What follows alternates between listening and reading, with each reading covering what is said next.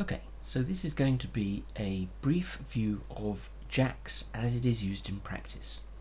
What I've seen when I looked online is there's a lot of introductions to JAX which talk about all of its cool features, such as its functional nature and reproducibility and all these kind of things, but people don't really explain like what happens in practice. And so this is what this first video in this series potentially is all about: how JAX and what to expect with JAX if you encounter it kind of in real life.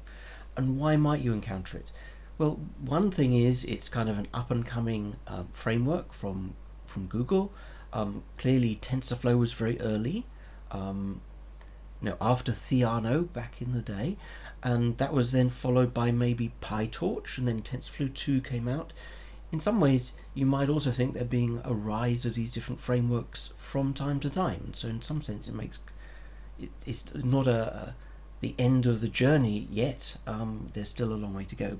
The other thing, of course, is that this is tuned for TPUs, and TPUs are a fantastic resource. You can get to use them with Colab for free, and if you've got something like a V100 for free, that's something you probably want to have a look at. So I'm interested in engaging with JAX, just because I think it's probably something. There's probably something to this, but I wanted to tackle it from more of the end result rather than working up from just going through super nitty-gritty introductory texts, which I have. I've been through those introductions, but it didn't leave me any much the wiser about fundamentally why this was a good idea.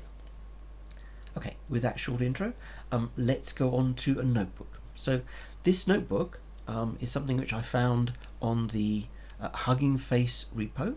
It's for training a BERT-like model, which is in Flax and JAX, where Flax is like a high-level language for JAX, and this is tuned for actually doing some fine-tuning on kind of glue-like tasks.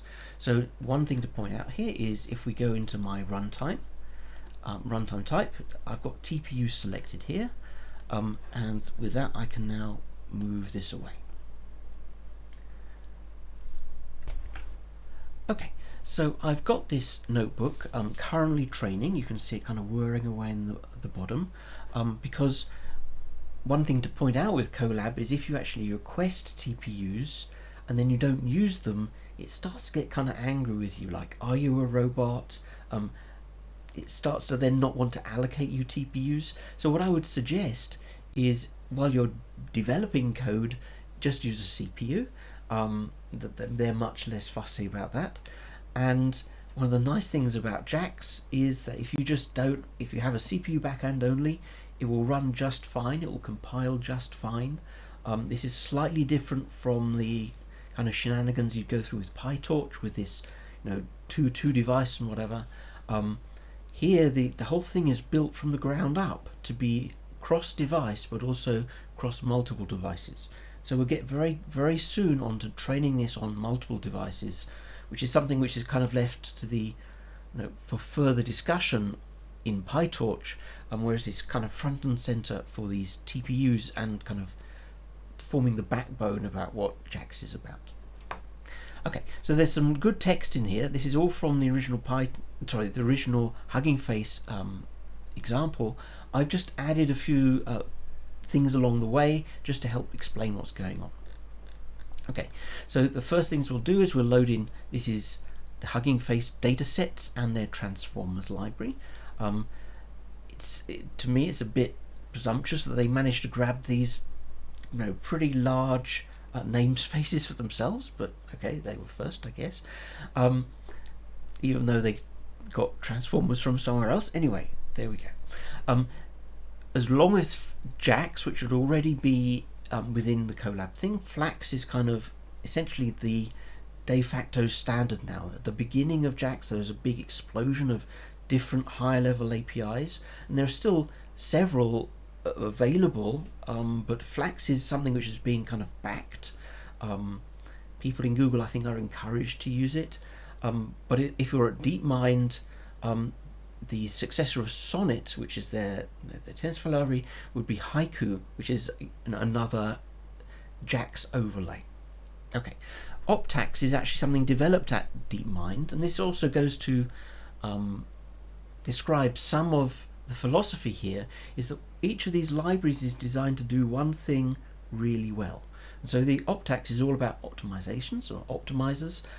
Google themselves had been making the JAX team themselves had been making optimizers for Flax and all this kind of thing.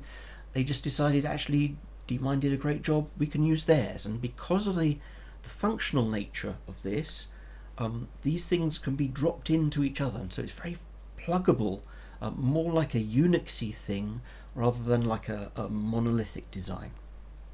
Okay, so if we now go down, we've got, this is just checking that we've got some Colab TPUs set up, and this proves that yes, indeed, I have 8 things available to me. And in fact, this is a single board, which you'd notice has 4 TPU chips, and each chip has 2 cores. And so you can see that the core within the chip has got some numbering, and then this is also like a topology in these first 2 coordinates here within the board.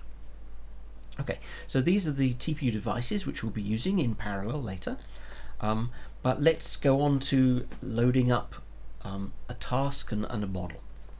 Okay, so the glue tasks here, this is just standard Python. Here is a named list of the glue tasks, and the task we're going to do for fine-tuning is COLA, which is a linguistic acceptability task. I've got an example down below, and we're going to use the BERT base case model and use 4 items in a batch per device. So we've got 8 devices, our batch size is 32. Okay, so loading the data set. So we haven't started JAX yet. This is still plain Hugging Face, as it were. So we're going to load in some dataset stuff, actually then load in a dataset. This is the COLA dataset, and load in the metrics which it's going to be using, and this will load in quickly. Okay, so having done that, we're going to do some pre-processing on the data. We'd get in a tokenizer, so basically all of the letters in our tasks are going to be translated into essentially subword tokenizations into the token IDs. And so this is downloading essentially from Hugging Face. I believe it's written in Rust, a neat tokenizer appropriate for the model. Okay, so this is just some bookkeeping about what kind of things we're interested in. So COLA is just going to take a sentence rather than 2 sentences. It's just a single input. And then this preprocess function is now going to be something which you apply to one of these pieces of the data, and it will just pop the things into the right place with the tokenizations. Okay, so here is this, we then map over the whole data set, this preprocess function, and now we actually have some pieces of data. So if we just have a quick look at what a raw data set piece looks like, at 2 of the different indices, we can say Bill coughed out the window, which this says is appropriate, it is reasonable English. I guess Bill could cough out the window. The dog barked out of the room. That's not really how you would say it, so this will be 0 on the linguistic acceptability. So you can see this is actually quite a fine-grained task here, but also when we actually look at the tokenized data set for the second one, you can see that the actual tokens it's been converted to are just these token IDs for the embeddings. If we go along, you can see there's also some token type IDs, and later on there's going to be an attention mask. So this is just a mask of where the sentence is. Okay, so we then split it into training and evaluation, and now we're going to move on to the model. Okay, so when we come to fine-tuning the model, first thing we're going to do is we're going to look up a model, which will essentially get it from the Transformers library at Hugging Face. We're looking for a Flax model here, so this is where we actually start to specify, okay, we're going to go the Flax route rather than the PyTorch or the TensorFlow route. and this will basically load in this model. Now at this point you might say, well, just a minute, why is this model so large when isn't JAX meant to be all about having the model and the parameters separate? So this is something where actually with the purity of the JAX thing starts to break down with the kind of practicalities. So we'll see later on how we do maintain the separateness of this within the state of what is model code and what is the state of the model. But in terms of just downloading an object, you're going to get code and state with sort of model parameters and stuff in this one call. So this is something where you wouldn't necessarily expect this to be happening. Okay, so this downloads a big model, and because it's for doing this more sequence classification, it's also got some extra layers, and it's pointing out that this thing hasn't been initialized yet. You need to do something before you use this model. So that this warning is expected. Okay, so now we go and actually load in the JAX libraries that we need. So typically you just load in JAX, and then you'd load the numpy thing in JAX as JNP.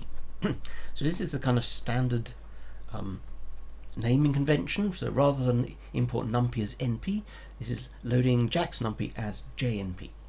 And as tutorials will describe, the JNP is really numpy but on devices. Plus there's some autograd stuff that's going to work, but it's somewhat different in feel to how TensorFlow with its graph or PyTorch with its kind of threading of gradients is going to work. So we'll see that as we go in. We'll also import Flax, so this is the kind of the neural network bit on top, and this has got a ton of kind of useful utilities, and also kind of important objects like this train state, or no, this is not really an object, it's basically a container for state, which is going to be helpful, but also seems to go a bit against the grain for how the intros would talk about this. Okay, we also have this traverse utility, which was missing from their thing, which is needed. We'll talk about that a bit later. We bring in Optax, which is the DeepMind optimization library, and a bunch of kind of normal Python utilities.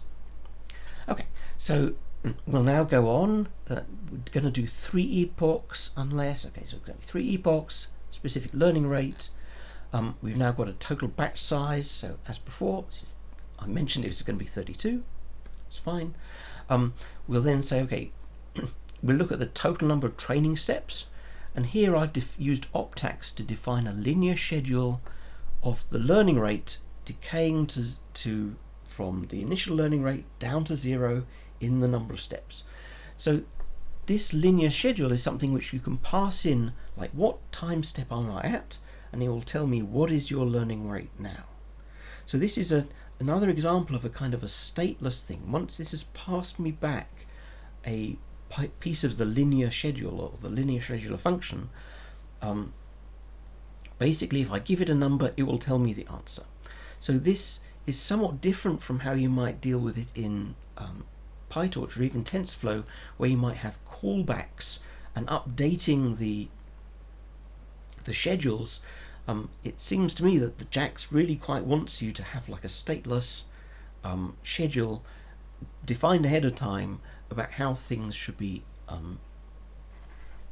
how the learning rate should change. And if you know any different, please let me know in the comments, because this is something I would very commonly do in PyTorch, to essentially dynamically reduce the learning rate based on plateaus and things. But I can understand how that doesn't necessarily fit, one, with how they want to do this in a very functional way, and two, maybe the compute resources at places like Google are such that defining this schedule up front is a good plan. Having everything dynamic just doesn't fit their workflow particularly well. Okay, let's move on to the training state, and this is where we start to get a bit more kind of into the nitty-gritty here.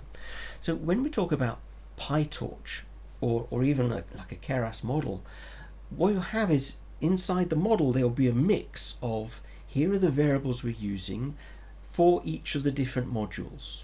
So maybe it's a convolution. Implicitly we'll say I'm going to have some weights and biases in here, or a kernel.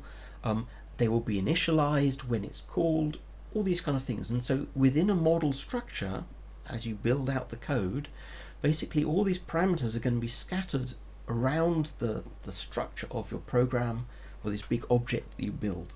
Then finally when you run it, these things will all trace through, and this is when it builds up its graph of what needs optimizing, or what are the parameters which I'm tracking in order to do my gradients and stuff. Here we're doing something slightly different, in that the code for JAX, the code or the actual functions getting called, are basically separate from the parameters. And so the code is going to run with whatever parameters you can feed in at the appropriate time. And these things are really kept isolated in part for a kind of reproducibility issue, in that you always want the code to be runnable against a set of parameters and always give you the same result. So they really like this isolation, but it also makes, there's a practical consequence of this, is theoretically it makes the reproducibility argument work, but also it means that the job of a compiler designer is, well, not easier, but the compiler designers can really go to town on optimizing how this compiler works, because they know that random stuff's not going to happen outside their function. The stuff which they're optimizing inside their function is going to be beautifully under control, and they can manipulate it and do the things which compiler designers love to do.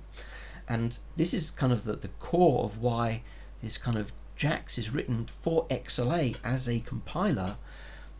They're making the job for the compiler much easier by restricting what you can write, and also it means that what you write has other beneficial side effects too, by removing the side effects. So there are good benefits for kind of functional design, and it's not just for humans but also for computers, and that's a good match. Okay, so there's some description about what's going on, but in particular they're going to define this train state, which is going to be kind of it's going to end up as being a state which it's kind of like a global, but we manage it very carefully so we don't run into kind of mixing of the functional and object kind of paradigms. Okay, let's just handle a couple of extra things that we need to deal with. One of which is they want to apply a decay mask, do some weight decay. So the from the optax thing, there the AdamW optimizer has a mask function, and the mask essentially says, where do I want to do this decay? And basically I can create a decay mask by passing in a parameters. So the parameters is going to be, essentially it's a big dictionary of keys, and the keys are essentially which essentially what layer, what module, what kind of neural network thing, what part of that neural network thing. Basically it's like a long chain of dictionary entries, and at the end you've got a blob of like an array of parameters. Okay, so this parameter dictionary is actually a pretty big tree of stuff. Of course it's typically these are references to what's on the device. They're not actually, you're not actually passing around a huge object. It's actually as lean as it can be, but this parameter thing is quite a big thing, and this is why they have a whole bunch of traverse utils, which I mentioned before, in order to handle these dictionaries and things. And so if we go over to this traverse utils, basically you'll see that this is actually a module defined as being, this is kind of exactly this kind of composable, all these nice computer science things that people love, kind of object, or sorry, kind of library, which has all these nice properties, which means it's very debuggable, very analyzable, understandable, very nice in some sense. If we just go down to this dictutils, basically this describes how they're going to convert a simple like nested dictionary here, which could be like a parameter dictionary. Once you flatten it, basically you get single addresses which are tuples with the thing, and then there's the inverse function. These are now built to last, and once that's done, we have a very simple way of essentially packing and flattening, doing a map like here, this comprehension, and then packing it all back. So now we've got a flat mask in exactly the right this mask is in exactly the right format, so it's actually passed around as a decay mask function, which is kind of interesting. So even this thing is not expecting an explicit mask, but expecting to pass in parameters in order to get back the decay mask. So you can begin to see how these things are being passing around functions rather than answers, because passing around answers isn't really how these things want to work. Okay, so here we go with a loss function. So this, in some sense, this would be, they've made this more general than ordinarily you would, just because they've got all the different glue tasks. This one isn't going to be a regression. It's basically going to be I don't think this was regression. Going to be a cross entropy kind of thing. So this would be called criterion probably if you were doing PyTorch. And then this is doing some. This is the eval function. This is going to essentially give you an argmax of the right answer. Okay, so now let's go on to this kind of this glob of train state. So this looks pretty non-functional in some sense. Basically, this state here, which they're going to call the state, you need to give it an apply function, which is basically how do we call the model with this thing, or what is my model entry point, what are my params, and then what are the transitions, essentially, which is going to be this add and w with a particular weight decay parameter.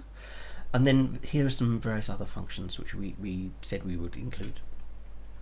So this state is going to be something we can pass around, but we're not going to depend on this state inside the function in a particular way. So let's have a look and see what happens. So we're now going to define training and evaluation steps. And in particular, here is a train step. So what we're going to put in is the state. So like what is essentially what we care about is what are the parameters of the model, what is the batch of data which we're training on, and then what is the dropout range. So the dropout range is a random number generator, and what's happening here is you pass in a key for a random number generator, and the way in which JAX is working, and this is, you'll see this in lots of the introductory materials, that they're very particular about how they're going to generate random numbers from these keys, and by keeping track of essentially how these keys, each one descends to the next one, to the next one, to the next one, you can basically make your seeding of the initial key completely deterministic for all the other random numbers you get out. And so they're going to be very careful about here's I'm putting in my random number generator for the dropout units within the model. I'm then going to essentially split this. This is kind of generating two new keys from one key. So this is going to give me a new value of this dropout range, which I'm passing into my model, which is the state apply function, which was the model call function above. So this is my random number essentially for this batch's dropout, and then I take the other part of this key. So basically I've got this key, I split it into two pieces which are now both valid keys to use. I'm now going to pass this out of the function so that once I do this state update, I can keep track of where I am in the dropout random number generation. Okay, so this is kind of dealt with this dropout piece, making sure it's going to be consistent.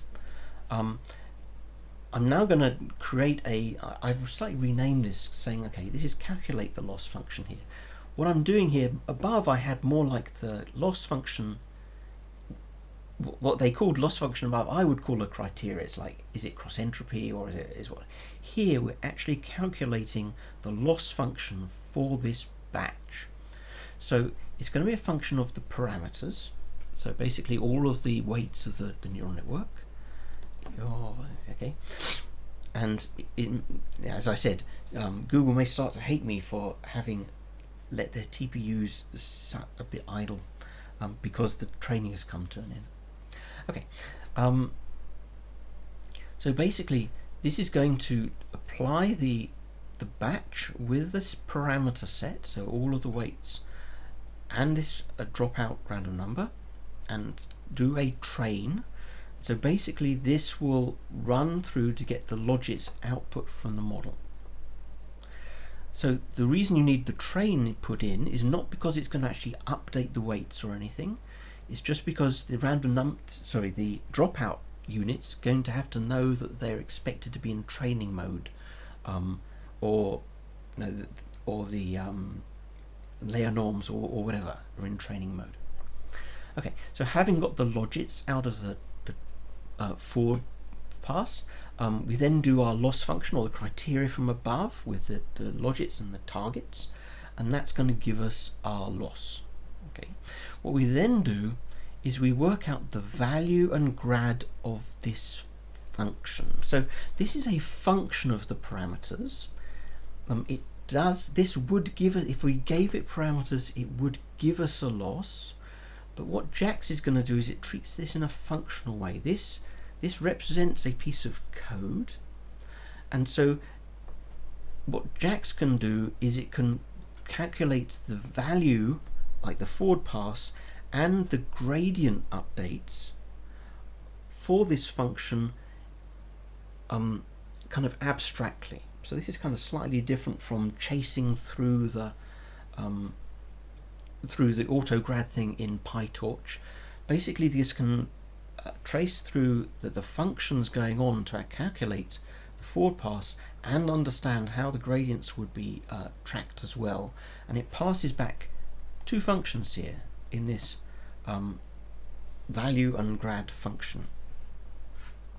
So, and this value and grad function, I can then pass in the parameters, and this will now evaluate this value and grad of this calculus function, and this will now give me back the loss and the gradient.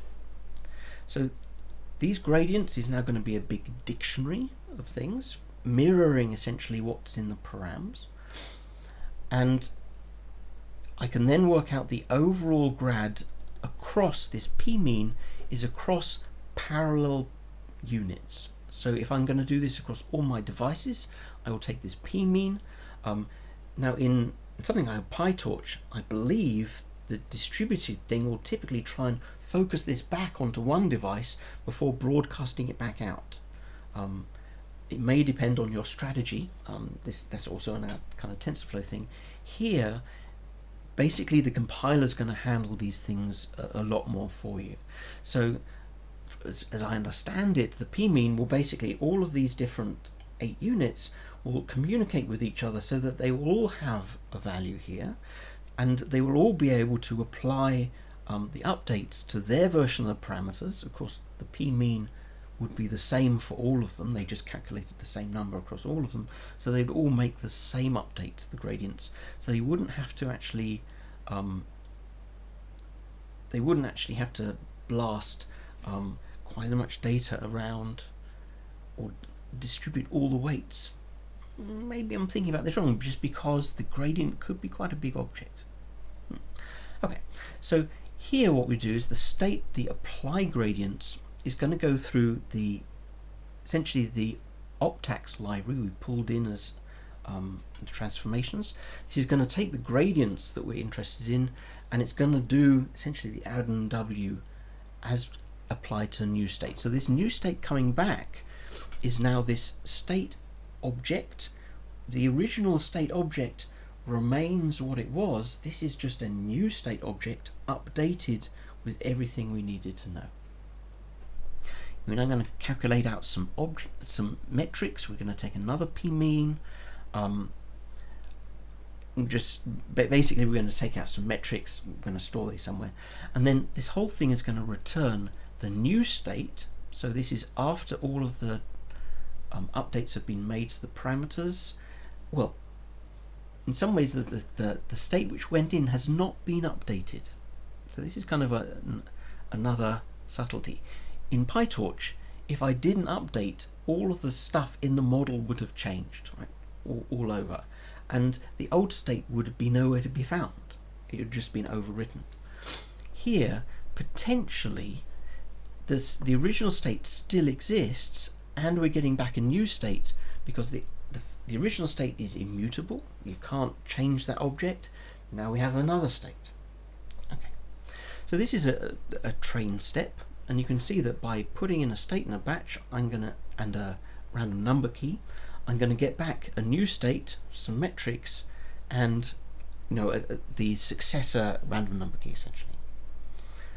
Okay, so what we will do now is also then parallelize this. So this is a parallel training step, and this will automatically JIT it across all the devices by doing this p map. So this is essentially taking the training step and mapping it so that it works across all these different things, and it will behind the scenes do calculation about how many devices are we going to use, how that going to, when it gets to moving the parameters, how is it going to, so when it moves the batch, how is it going to distribute those.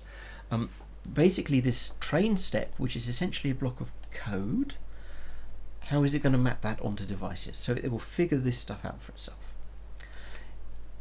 But there's an interesting thing here called donate argnums. So I mentioned that the original state, we could actually have another copy of the state because the immutable original state could still be a valuable thing to have. But in fact it isn't. We actually do want to just throw the old state away and come back with the new state. And so basically, to save memory, we tell it up front, look, you don't have to remember the old state here. You're fine to get rid of it. And so this is kind of a way in which we're explicitly informing the compiler that we did pass in something by reference, essentially, but we're never going to use that reference again. So you're free to destroy that memory if you want. Okay. So here we have, basically this has made this train step, and this is now essentially compiled it. So this, when we run this with some params and a batch, it will return us, this whole thing will get compiled and run in parallel and do its whole thing in this function, right? Okay, so let's scoot along. We've got something very similar for the eval step. This is actually simpler because we're not doing any optimization here. And I guess one thing to point out here is here we don't actually need to know the labels. We can just we just return the answer, and so when it does the JIT, basically it will do a complete forward step. But for the training piece, if we go back here, we do calculate the loss function. We do this, but really what we care about is its impact on the parameter state. So we put in some parameters, we put in a batch, we care about the parameters we get back. It actually has some calculation about the loss function, but just suppose that there was some way to sneakily not need to know the answer. The compiler should be able to deduce that it didn't need to execute all of this code in the middle, it would then just remove that code, because all it would need to do is go from the input to the output. Essentially, we guarantee that we don't need to know the details within this function, and so it can really crunch it down and amalgamate ops, throw away dead code, do all these kind of neat optimizations, because we know we're never going to need the answers. We're essentially guaranteeing we never need to know what happens in here. Okay, I kind of digress slightly. Clearly we're going to be evaluating the loss function to find out what the gradients are and everything, but you can imagine that the compiler might make some choices where it doesn't. You can imagine where it could be taking logs of exponents. It can do all sorts of clever tricks where it could just crunch away some of these computations so that they're not done. Whereas in PyTorch, maybe it can do that on the fly, but we're hoping a lot, right? Okay, so let's now go on to doing a little bit of the data munging. I just wanted here, I've just added a little bit to just see what, suppose I have a data set piece and I look at two of the entries within that data set. What have I fundamentally got? The data set looks like, essentially it groups it up according to the keys. So if I've got my input IDs and my token type IDs and my attention masks, it comes back with arrays for each of these blocks. So this is kind of a good, the Hugging Face thing has done something behind the scenes to make it group it up away from the individual objects. It's chunked it really nicely. Okay, so we can then define a training data loader. Here what we do is we again take in a random number generator key, and here we've got a random permutation for this thing. So here we're going to manage these keys carefully, because if I give it the same key again and again, it will keep giving me the same random permutation. So this is like a shuffle operation for each epoch. Okay, so here we work out a nice shuffle permutation of the data set. We essentially trim it down so it's going to fit in our numbers of steps just nicely with same batch size every time, which is kind of important because the compiler will specialize for particular shapes, and it really works best if we give it the same shape every time. Okay, so one other last thing to point out is here, after we've got the batch of these items, there's a shard function from the Flax training common utils. This is going to essentially, instead of giving us one array, it will give us a essentially parallel array, which essentially they know which devices they're going to as part of this batch. So this has already got the idea of being parallelized right here. On the other hand, this is fairly vanilla Python at this point. It's not, we haven't had to wrap it in all sorts of kind of TensorFlow dataset kind of operators to make sure it all chains to quite the same extent. Okay, so we'll do the same thing with the eval, and let's just go on to firstly we'll replicate the state. So this is essentially all the parameters on all of the devices. So they're a good, this is why Flax is kind of a better high level thing than pure JAX in some sense. This is a super useful JAX thing to do. Now let's get on to actual training. So first we're going to create an actual key. So this first random number key has the seed. So the seed number, whatever your favorite seed is, will be the source of all randomness. So we don't have to randomly initialize the framework and NumPy and all these other things and cross fingers that it all happens in the same order. Maybe this is a kind of a common source for like non-reproducibility, in that people will, maybe these things will read from disk in a different asynchronous kind of way and consume randomness at different rates, and so shuffles will turn different and various things will happen to basically these things won't be as reproducible as you'd like. Here we're really nailing down how the states progress. So okay, here is our base random number generator, and from that we'll also split this into per device dropout random number generators. Okay, so this is like an array, but it's I think it is an array of dropout random number generators. Okay, so then we're going to go through. Here is like an explicit training loop, and so this is something which the JAX team has said, well, they really don't want to make kind of a dot fit function if they can help it, just because it's very difficult to make the dot fit do everything that every mind might want to do. And in some ways PyTorch has shown that maybe people are okay writing this again and again. On the other hand, the rise of PyTorch Lightning, which is a great library, is kind of the counter to this. People do quite like to be able to put all of their monitoring into one big function. So I know it's a difficult balance to make, so that they've chosen to keep it kind of as pure as possible. You'll be writing out training loops explicitly. On the other hand, a lot of the parallelization stuff is all hidden within the compilation rather than having to deal with it explicitly here.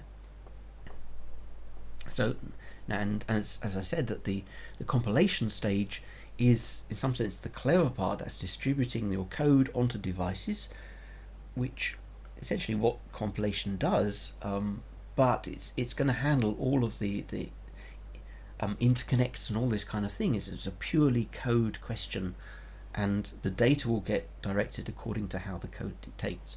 So we're not having to explicitly send data out and receive it. It's all going to be essentially orchestrated by the thing which knows it best, which is going to be the compiler specialized for the device. Okay, so we're going to go through essentially the number of training epochs worth of this progress bar. Each time we're going to essentially take the current random number generator or key, we're going to split it into a new version of itself. So this is a new little key, and also something which we're then going to use for all of the functions in this iteration. So this basically essentially sequentially forces each epoch to have its own random number seed, as it were. Okay, so for the training piece, we're going to go through all of the batches in the training set.